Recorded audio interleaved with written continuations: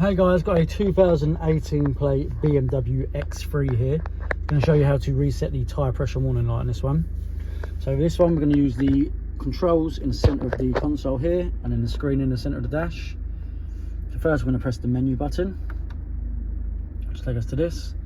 We're going to scroll along until we get to My Vehicle. Press the dial in, scroll down until we get to Vehicle Settings. Click on there, click on tyre settings, scroll down to the bottom where it says tyre settings again, and then obviously make sure your tyres are pumped up to the correct pressures, and then click on perform reset.